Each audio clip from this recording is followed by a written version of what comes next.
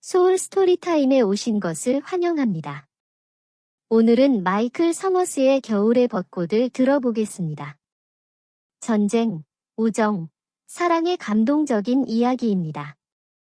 지금 시작합니다. 다섯째 날, 군대는 몹시 더운 늦여름 오후의 마지막 시간에 마지막 야영지에 도착했습니다. 그들은 또 다른 능선의 좁은 척추를 따라 파고들어 다른 사람들이 도착하기를 기다렸습니다. 여기서도 후지산이 손짓하며 남자들을 내려다보며 그들의 불쌍한 얼굴을 비웃었습니다. 먼지가 묻고 말라붙은 얼굴, 올리브색 땀으로 얼룩지고 줄무늬가 있는 얼굴, 끊임없는 여름 태양으로 인해 강렬한 주황색, 빨간색, 검게 그을린 얼굴. 커피색 수염이 제게 얼굴을 두껍게 덮었다. 그리고 흙, 땀, 때가 그의 피로복에 달라붙어 화산 토양에서 16시간 동안 행군하고 참호를 파면서 생긴 피 묻은 딱지처럼 달라붙었다. 땀, 흙, 기름진 지늘기 남자들을 완전히 뒤덮어서 더 이상 신경 쓰지 않았다. 그것은 보이지 않고 편안하고 보호적이고 거의 고양되는 것처럼 되었다. 더 이상 중요하지 않았기 때문이다. 잭은 부츠를 늘어뜨리고 여우 굴 위에 앉았고 안은 아프고 지쳐 있었다. 태양은 이제 그의 뒤쪽에 더 편안하게 머물렀고 산을 따뜻한 빛으로 비추었다. 그것은 크고 웅장한 산이었고 이제 늦은 오후의 반짝이는 광선에 씻겨 있었다. 그는 관대한 땅에 구멍을 깊이 파고 절벽 위에 앉았고 그의 다리는 시원하고 대각질의 검은색에 느긋하게 매달려 있었다. 저녁이 되기 전에 할 일이 별로 없었고 그의 몸과 마음은 천천히 이완되었고 산의 아름다움에 집착하게 되었다. 유진과 퍼킨스는 여우굴을 완성했고 두 사람은 완성된 건축물 안에 앉아 담배를 피웠다. 야, 버번 한 모금 어때? 유진이 새로 찾은 집 위에서 소리쳤다. 젠장 위스키를 챙겼잖아.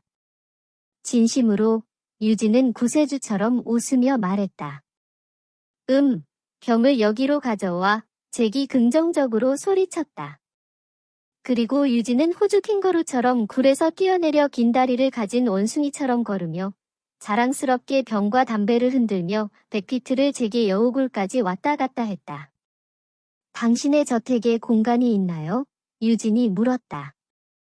잭은 싱긋 웃었다. 그래, 하지만 비용이 들 거야.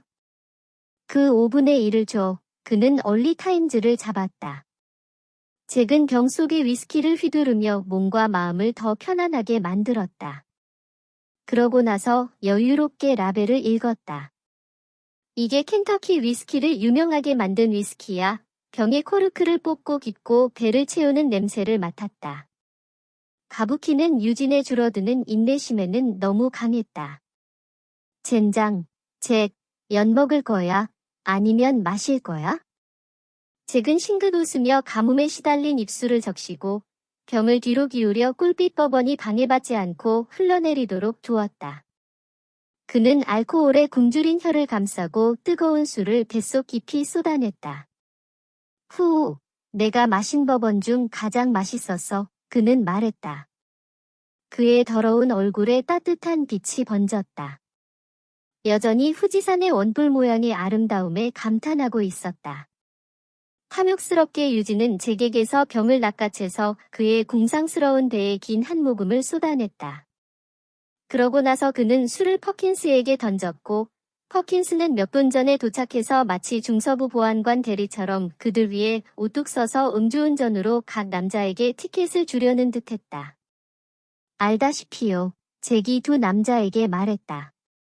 당신은 인생에서 이렇게 아름다운 광경을 본 적이 있나요? 다르죠? 퍼킨스가 대답했다. 하지만 초가을의 와이오밍을 떠올리게 하는 종류예요. 매년 9월 첫째 주에 나뭇잎이 노란색에서 장미색으로 변해요. 엄마가 말했잖아요. 아빠와 저는 윈드리버 산맥 깊숙이 말을 몰고 가서 사냥과 낚시를 했어요. 제 14번째 생일에 저희는 그 산으로 둘러싸인 호수 위에 캠프를 쳤어요. 개울이 이 호수와 더 높은 곳에 있는 작은 호수를 연결하고 있어서 플라이 낚시를 하기에 좋았어요. 저희는 그곳까지 가서 초저녁에 그 개울에서 낚시를 했어요. 태양이 그 산에 미칠 때 말이에요. 아빠는 그것을 인디언 색이라고 부르곤 했어요. 야생 오렌지, 보라색, 빨간색이었죠. 그 아름다운 색이 나오면 물고기가 항상 엄청나게 물어요. 윈드리버 산맥은 절벽 같아요. 뾰족하고 화강암이고 봉우리는 크고 날카롭고 위험해요.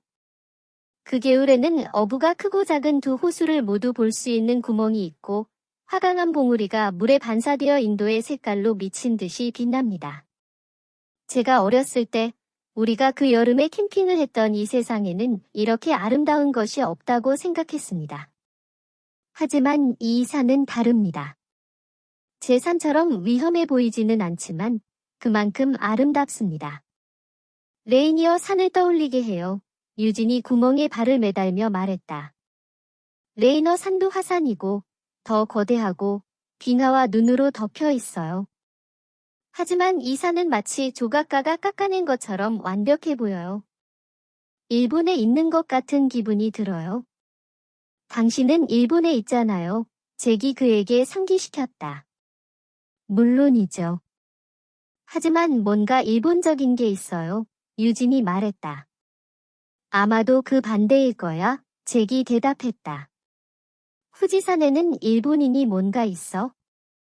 이 산은 수천 년 동안 이곳에 있었고 일본인이 그 그림자 속에 있었어. 후지산의 완벽함이 일본 문화를 형성했을지도 몰라. 잭, 넌 이상한 놈이구나. 퍼킨스가 웃으며 말했다. 하지만 메이지의 위대한 정원, 일본의 우키요에, 바도, 그리고 유쾌한 기모노를 생각해보세요. 단순하고 정확하며 세속적인 예술이죠. 수천 년 동안 완벽하게 형성된 산의 그늘에서 살았기 때문에 일본적인 것처럼 보이지만 사실은 그 반대입니다. 일본인은 후지산을 반영합니다. 저는 그런 식으로 생각해 본 적이 없지만 당신이 설명하는 방식이 말이 되더군요. 세상에, 퍼킨스, 우리 손에 철학자가 생겼군요. 그 녀석은 미친놈이야. 퍼킨스가 담배를 백악질 흙에 쑤셔 넣으며 말했다.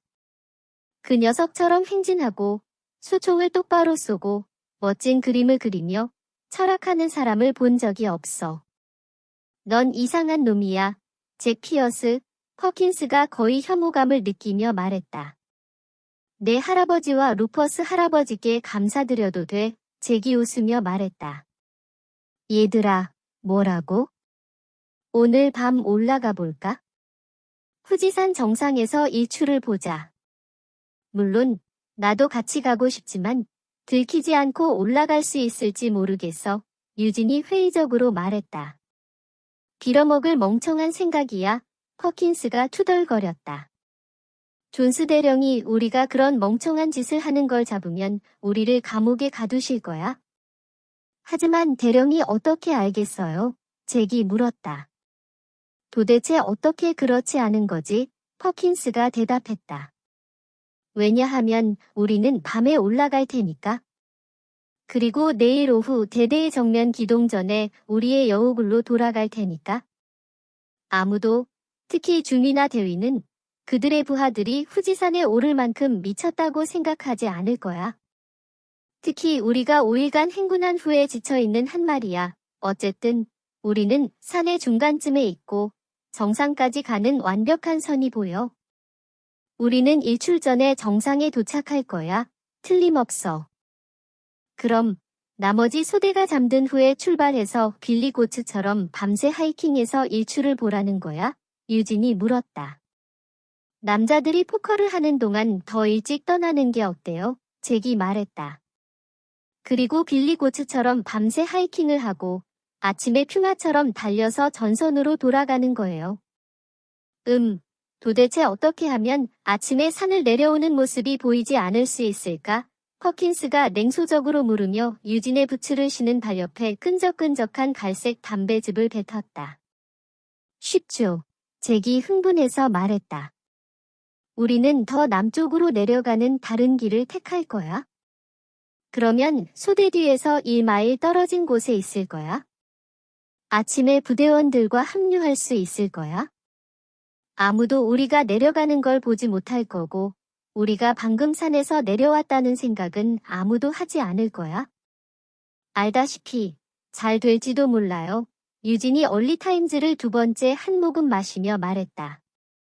보시다시피 송어셋 중위가 칼슨 대위와 존스 대령과 내일의 작전에 대해 상의하기 위해 지휘소로 하이킹을 하고 있어요. 그러니까 중위는 1400시까지 전선으로 돌아오지 못할 거예요. 그리고 내일 오후에 작전이 시작되기 전까지는 소대원들은 어차피 포커를 하거나 집에 편지를 쓰는 것 외에는 아무것도 하지 않을 거예요. 다른 사람의 일에 대해서는 별로 신경 쓰지 않을 거예요. 그럼 당신도 참여하겠어요?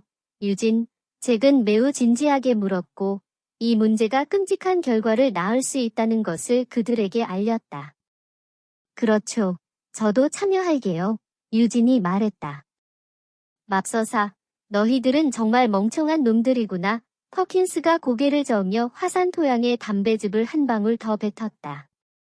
너희들 다 하려고 하지? 미친 생각, 엉터리 생각이다. 하지만 엿먹어.